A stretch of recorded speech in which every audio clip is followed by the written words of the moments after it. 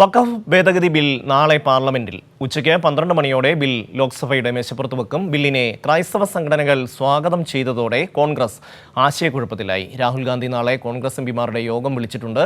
ഇന്ത്യയിൽ ധ്രുവീകരണം സൃഷ്ടിക്കാനുള്ള ബിജെപിയുടെ സ്ഥിരം അജണ്ടയാണ് ബില്ലെന്ന് ഡോക്ടർ ജോൺ ബ്രിട്ടാസ് എംപി പ്രതികരിച്ചു. വഖഫ് ഭേദഗതി ബിൽ നാളെ ഉച്ചയ്ക്ക് 12 മണിയോടെ ലോക്സഭയുടെ മേശപ്പുറത്ത് വയ്ക്കും. എല്ലാ ഭരണകക്ഷി എംപിമാർക്കും വിപ്പ് നൽകിയിട്ടുണ്ട്. 6 മണിക്കൂറോളം ചർച്ചയ്ക്കായി മാറ്റിവെക്കുമെന്നാണ് ന്യൂനപക്ഷ ക്ഷേമ മന്ത്രി കിരൺ റിജിജു അറിയിച്ചത്. ഉച്ചയ്ക്ക് ചേർന്ന കാര്യോപദേശക സമിതിയിലാണ് തീരുമാനം. എന്നാൽ മണിപ്പൂർ വോട്ടർ ഐ ഡി കാർഡിലെ ക്രമക്കേട് ഉൾപ്പെടെയുള്ള വിഷയങ്ങളും ചർച്ച ചെയ്യണമെന്ന ആവശ്യം കാര്യോപദേശക സമിതിയിൽ പ്രതിപക്ഷം ഉയർത്തി. ആവശ്യം നിരസിച്ചതോടെ പ്രതിപക്ഷം യോഗം ബഹിഷ്കരിക്കുകയും ചെയ്തു. ഇതോടെ വഖഫ് ഭേദഗതി ബിൽ സഭയെ പ്രക്ഷുബ്ധമാക്കുമെന്ന് ഉറപ്പായി കഴിഞ്ഞു. ബില്ലിലെ വ്യവസ്ഥകൾ പുറത്തുവിട്ടിട്ടില്ലെന്നും ഇന്ത്യയിൽ ധ്രുവീകരണം സൃഷ്ടിക്കാനുള്ള ബിജെപിയുടെ സ്ഥിരം അജണ്ടയാണ് ബില്ലെന്നും ഡോക്ടർ ജോൺ ബ്രിട്ടാസ് എംപി പ്രതികരിച്ചു.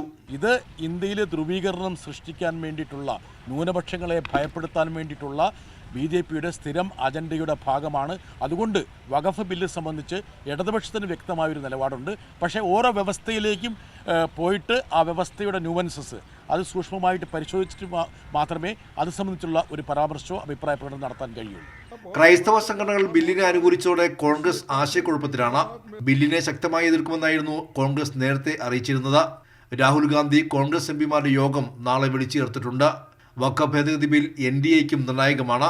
17.6% മുസ്ലിം സാന്നിധ്യമുള്ള ബീഹാറിൽ വരാനിരിക്കുന്ന നിയമസഭാ തെരഞ്ഞെടുപ്പിൽ തിരിച്ചടിയാകുമോ എന്ന ഭയം JDUവിനുണ്ട്.